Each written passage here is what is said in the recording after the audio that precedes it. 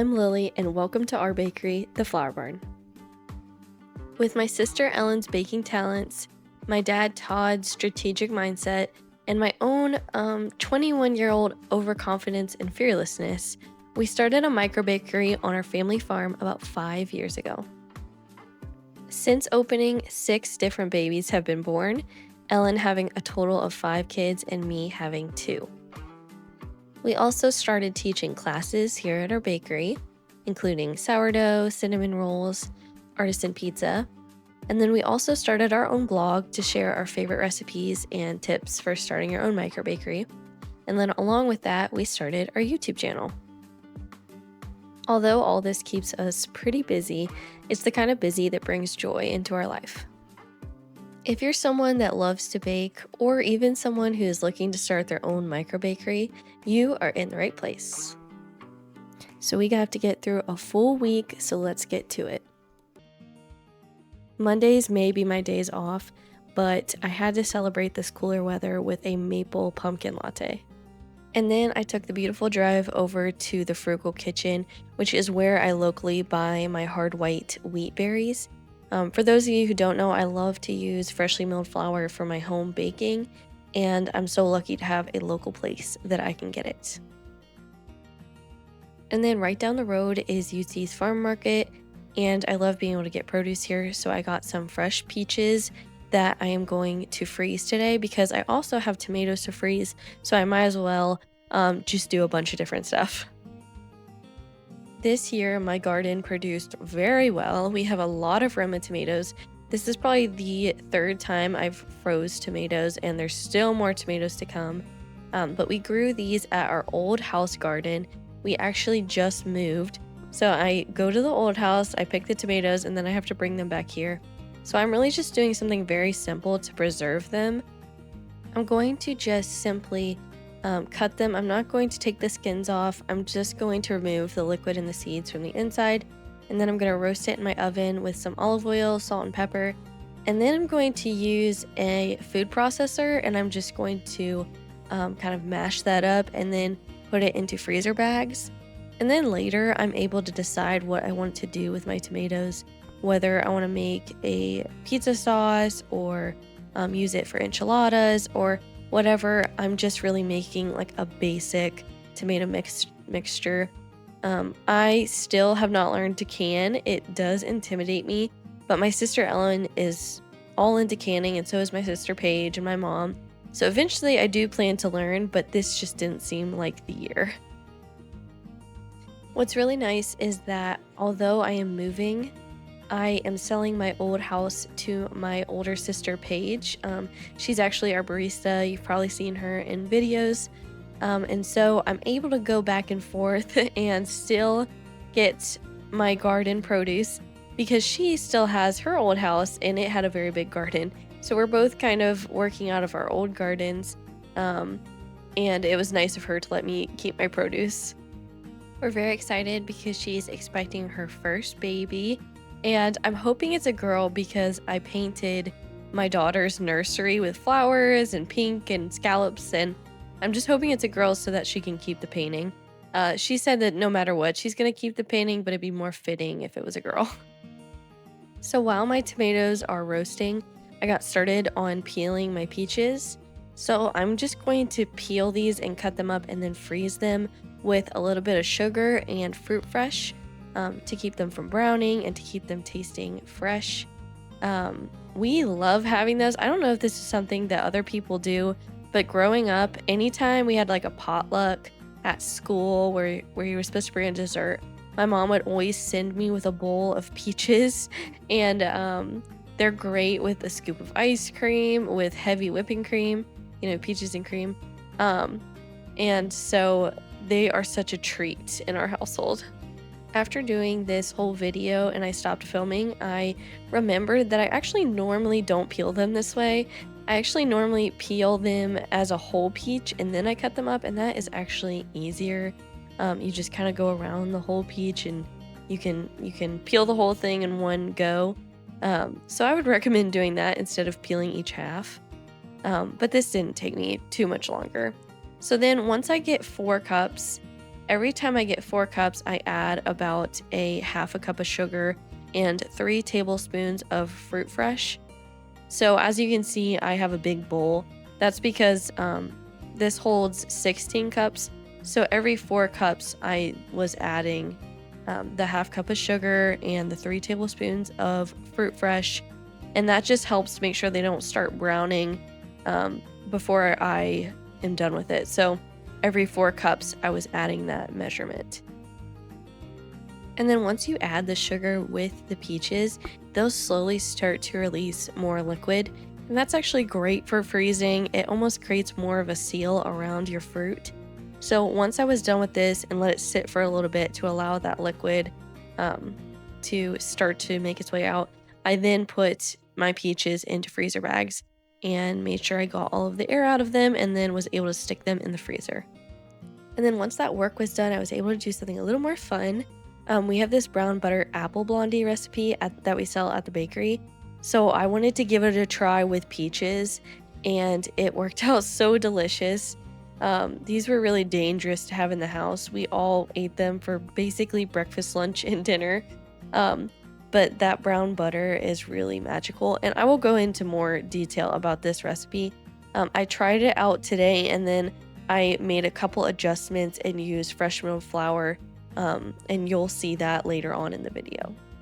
And then this is me topping it with the brown butter glaze, but I actually feel like it's better iced with the glaze, just because it's a more thick glaze. It's more like an icing, and I just felt like it was better with the thicker iced layer. The next day, I was back at the bakery for one of our classes. Tonight, I was assisting my older sister Paige with our artisan sourdough class. Because this class focuses on creating an artisan sourdough loaf, we like our refreshments to kind of center around the sourdough. So we toast up some pieces of sourdough, and then we make our pumpkin cream cheese bacon dip and a compound blackberry butter, and then we also put out some fresh homemade peach jam. This class is probably our most popular class that we offer. We try to offer it at least once a month, and it always fills up very quickly. My sister Ellen is usually our instructor. She is the first one that really devoted the time and understanding to the benefits of sourdough, and then she taught everything she knows to Paige, and now Paige is teaching it while Ellen is on maternity leave with her 5th baby. His name is Ezra Jude. Now this class, while obviously centered around trying to teach sourdough, it mostly focuses on how to incorporate sourdough into your daily life. So we try to make sure that everyone really understands the sourdough baking schedule and how they can take the schedule of the sourdough loaf and implement it into their own daily schedules. So because sourdough obviously takes a long time to make, it takes at least 24 hours to fully complete the process of sourdough. We make dough ahead for each of our students so that they can get the experience of both shaping a loaf and also mixing up a new loaf. So they do leave with one baked loaf of sourdough and then another loaf started that they will bake at their own homes. So we kind of start at the end of the sourdough baking process. So what you see Paige doing is demoing how to shape your own sourdough. And then each student will get a already started loaf of sourdough that they will shape.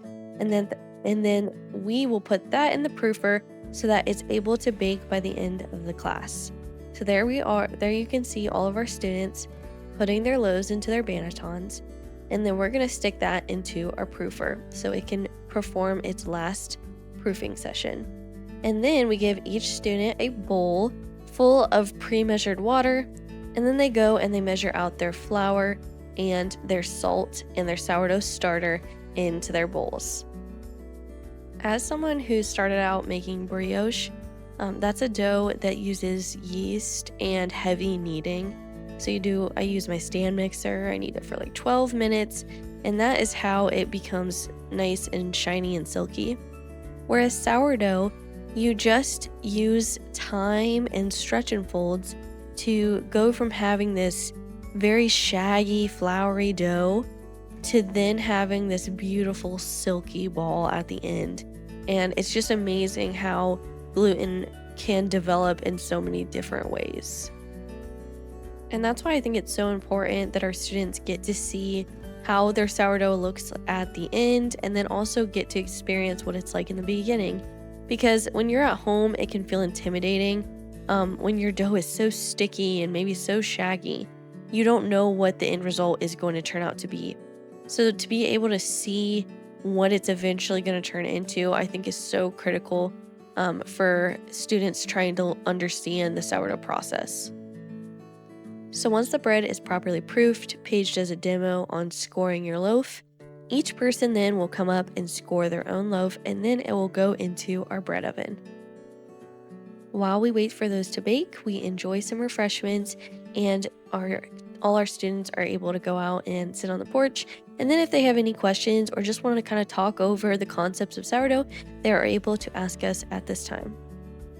This class is very fast-paced, and you learn so much information during it that this is such a nice time to just be able to kind of decompress, think about what we've learned, and then it really brings up a lot of good questions afterwards that maybe they thought, oh, I need this more clarified.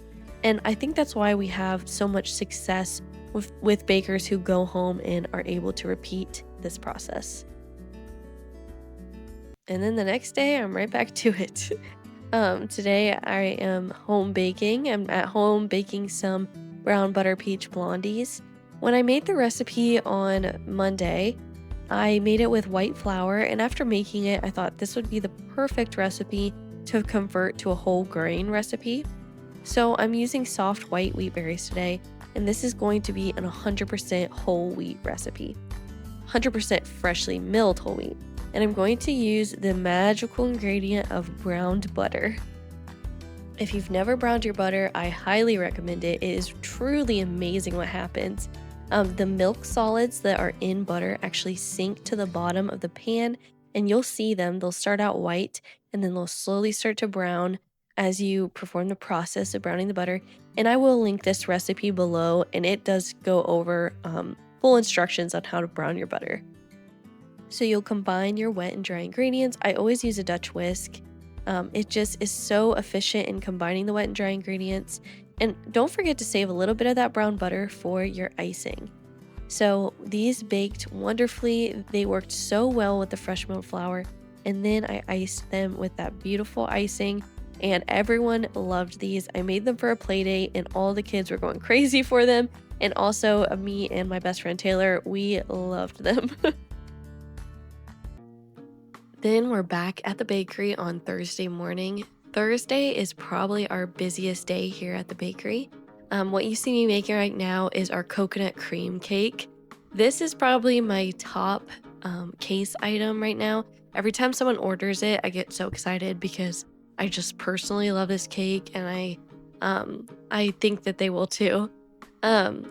So this is one of Ellen's recipes. It is one that we don't share, but if you're looking for any of our other recipes, we do share a lot of our recipes, again, over at our blog, The Flour Barn Homestead. So on Thursdays, those are probably our bakery's busiest day. Because we are open on Friday and Saturday, we try to get as much prep work done on days leading up to Friday and Saturday. And on Thursday, this is the day that we shape all of that brioche dough. So you see my employee Lizzie, she is rolling out some cinnamon rolls. I take on one of the other islands, and I'm going to start rolling out honey buns. But we are going to shape all of our rolls on Thursday, and then we're also going to have my dad laminate all of our dough also on Thursday. So the dough for danishes, croissants, all of that gets laminated. I've talked about that more on another video that I will link, and that is for all that flaky, fluffy pastry. 5 years ago, when we started the bakery, we really weren't looking to hustle, to grind, to build this big business empire. We were just trying to make a little bit of extra money for our families. I was still in college, I was in nursing school, and Ellen had just had her first baby.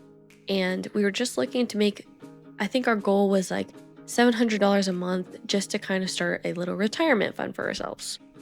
We quickly saw that there was more of a market for baked goods than we had even realized. Something that helped us keep our goals realistic is that we would make a list of items that we knew we could produce, and then we would price out how much we could make by making that amount of baked goods. And this seems kind of obvious, but I think sometimes we think, I want to make $500, but we don't actually put together what it takes to make $500. So sometimes when we think about prices per item, how much an item can make us, we think about the ingredients that go into them, but we don't think about the actual time and labor that goes into it. So if your goal is to make $500 a week and you're selling sourdough bread, then you're going to have a hard time if your oven can only hold 6 loaves of sourdough. To be able to hit your goal, you might have to incorporate things that are priced better per oven load. And for a little more info on that, you can watch my video, What to Sell at Your Micro Bakery. So one item that has a very good price per oven load is these pizza rolls. These are a little more expensive in ingredients. So they have marinara, they have cheese, they have pepperoni. But when you put them in the oven, you can make quite a bit of money on your oven load. And I'll talk more about that in a little bit. But I've been asked a lot about this recipe, and I do hope to have the full recipe on the blog. But the gist of it is that I start with a simple brioche base, which I already have up on the blog, and I'll link that below. And then I roll it out like I would for cinnamon rolls. I then put a thin layer of marinara, and then mozzarella cheese, and then a pretty substantial layer of pepperoni, and then Parmesan. And then I roll that up, and I'm going to stretch my roll out as far as I can. So I'm trying to make sure that these rolls are pretty standard sizes. Normally I'm rolling jumbo cinnamon rolls when you watch our videos, but this is supposed to be more of a standard size roll. So I'm going to stretch it and try to create smaller rolls. And that's because each pack is actually going to have 9 of these rolls in it. So I want them to be able to fit into the box. This helps it to have a higher filling to dough ratio than a cinnamon roll. So we get about 40 rolls out of one of these rollouts. And then a pan is filled. Each pan gets 6 packs of 9 rolls. And these are priced for $30 per pack. Now, each pack comes with 9 rolls, and then also it comes with the side of our marinara dipping sauce. So although these have more expensive ingredients, the price per oven load is great. We're able to fit a lot of rolls in there at one time, and it comes out to be $540 per oven load. These brownies are another great item for cottage bakers. This is actually a cottage food friendly recipe. The icing is just butter, chocolate chips, and powdered sugar. And most states allow all of those as long as it doesn't have dairy like milk or heavy cream in it. That usually is allowed per cottage food law. And these are a very popular item at our bakery. And they also have a great price per oven load. You can usually fit 3 pans in one oven, and then you can get quite a bit of product out of each pan.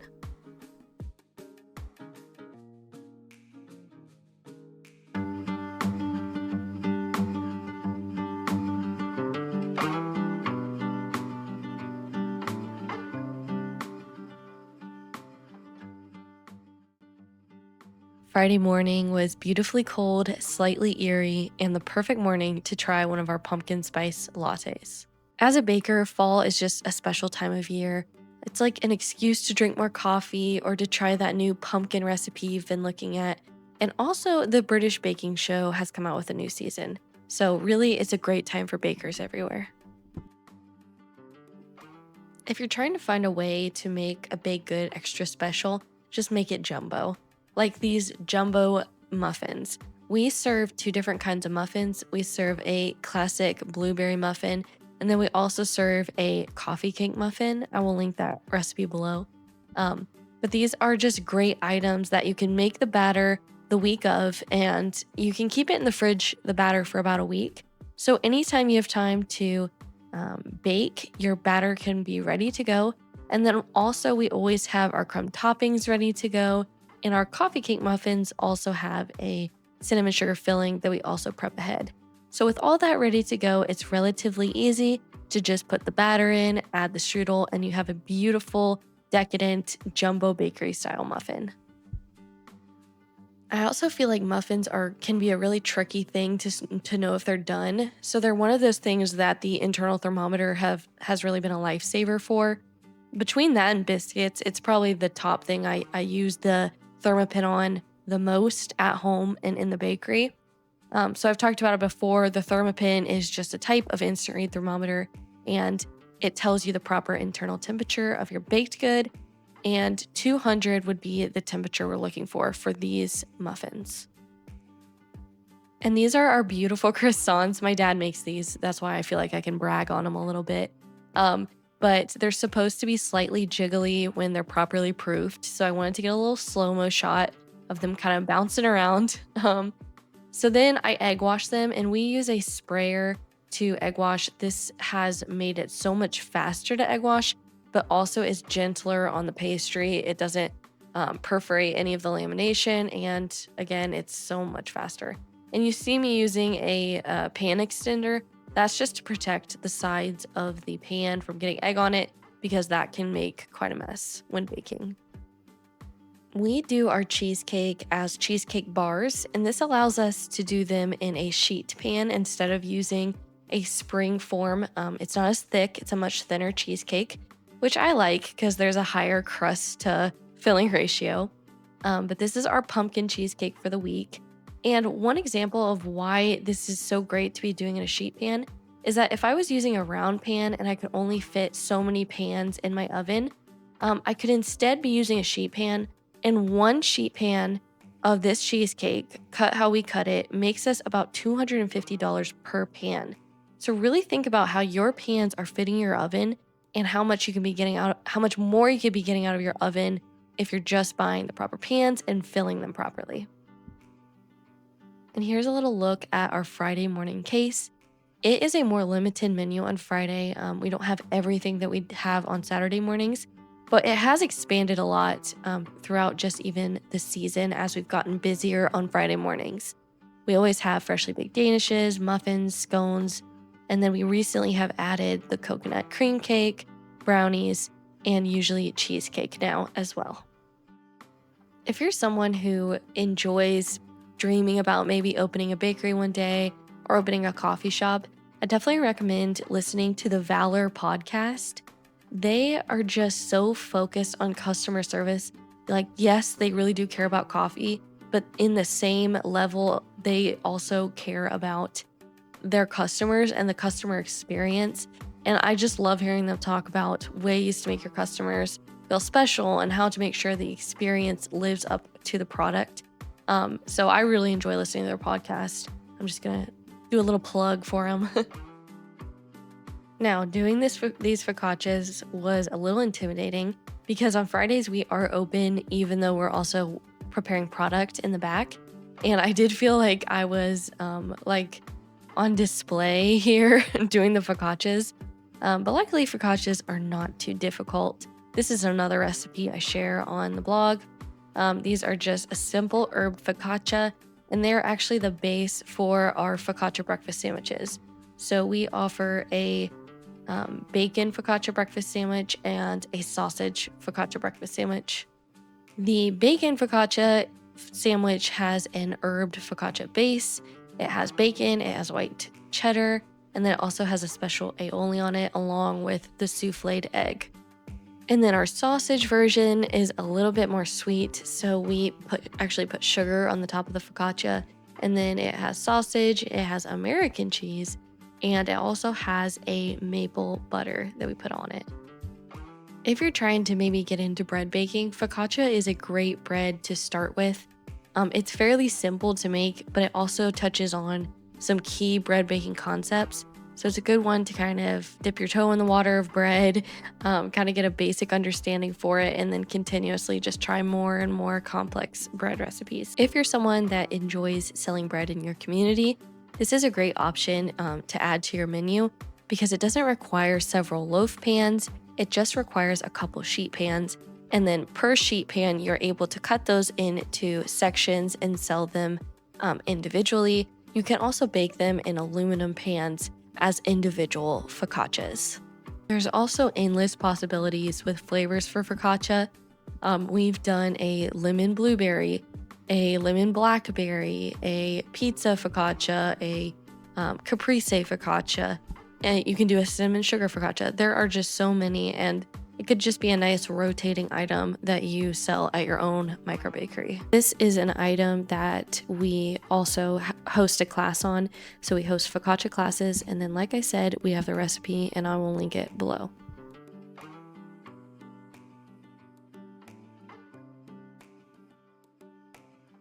One of my favorite hacks that I've learned through owning a bakery is that you can make your cookie dough one day, scoop it out, and then freeze it as scoops. And then you're able to just get those scoops out whenever and then bake it directly from frozen.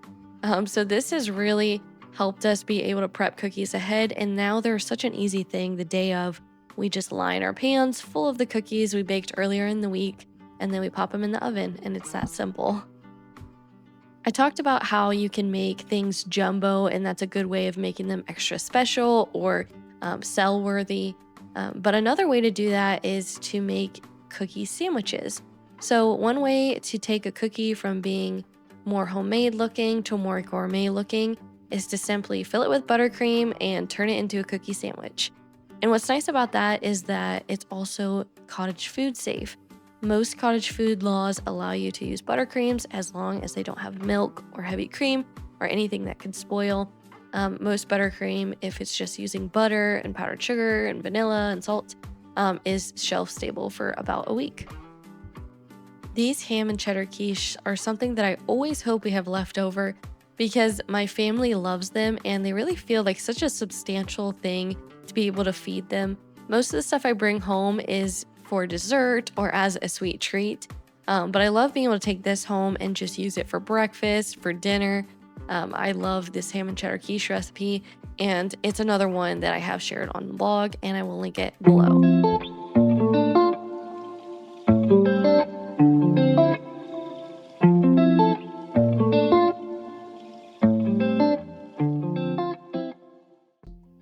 Man, she looks like she needs some espresso. I'm just kidding. But I will say it sometimes is very difficult to get up in the morning and to get to the bakery by 4 o'clock. But once I'm there and once I start moving, my adrenaline kicks in and it really is such a pleasant experience. We're so busy that I hardly have time to think about how tired I am until about 12 o'clock, and then I'm ready to go home and take my nap. And also having a red eye doesn't hurt. A red eye, again, I talk about this in probably all my videos, is just a cup of coffee with 2 shots of espresso. And that is usually what I have every Saturday morning. I think what's been really funny about these videos is the amount of feedback I get from my family. Like, I really enjoy that they're supporting me by watching these videos, but I think it would be easier for me maybe if I didn't know they were gonna watch these videos. The 2 most common feedback I get is I either get mocked for the way I drink my coffee, or I get fashion advice from my little sister. So I'll take it, it's fine, it's always funny. There's something about filling these cream-filled croissants with whipped cream and strawberries that makes me feel like I'm training in a Parisian patisserie. They feel very fancy, and when we started, I would have never imagined that we would have been able to create such flaky, beautiful pastry. But my dad has put so much time and research into these, and I'm just so proud of how they turn out each week. If you're someone who doesn't have a commercial kitchen and you are beholden to the cottage food laws in your licensing, then one option you can't do cream-filled croissants, but you can do twice-baked croissants. And that there's no custard, there's no whipped cream. It's simply a filling that gets baked, and so everything is food safe in a twice-baked croissant. Now, I did want to talk a little bit about how we grew as a micro bakery. And if you're looking for a little more in-depth look at Saturday mornings, I would check out my more recent week in the life videos. I talk a lot about Saturday mornings in each of them. But while I show you clips of me baking on Saturday morning, I just wanted to go over tips for how we marketed ourselves and how I would market if I was starting over again. Um, One thing that I have found to be so crucial is just making things as easy as possible on your customers. So that doesn't just mean having an easy ordering site or having an easy way for them to get into your driveway and pick up. All those things are important, but you also want to make it easy for them to understand who you are and what your bakery is about. You don't just want a couple pictures of your most popular products. You also want pictures of where you're located and how your pickup process works.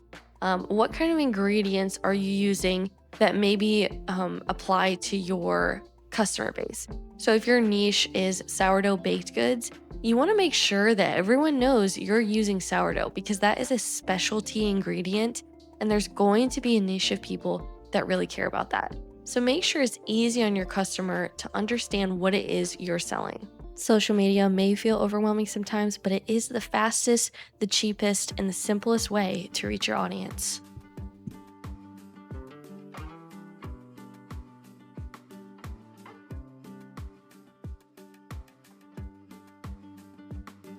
Now, I had every intention of filming Saturday morning, but we had a very busy Saturday morning. So we are from Ohio and we live very close to Columbus. So it was an Ohio State game, which is a really big deal around here. My dad is an Ohio State alumni. So we had a very busy day and I was not able to film literally any of the day. So here is the bakery at 11 o'clock, technically closed, but things are just wrapping up. And I think the flower farmers said they had a good day. We had some produce farmers, and they also said they had a great day. So we really enjoyed it, but it was very fast paced and I wasn't able to film.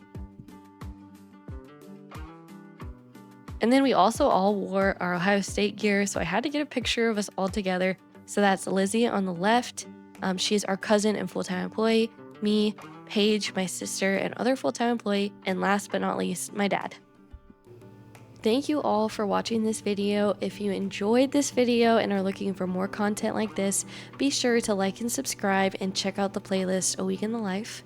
If you're looking for more recipes and tips on running your own micro bakery or baking tips, be sure to check out theflourbarnhomestead.com. And if you're ever in the Columbus area, come and check us out at the Flour Barn. Thank you.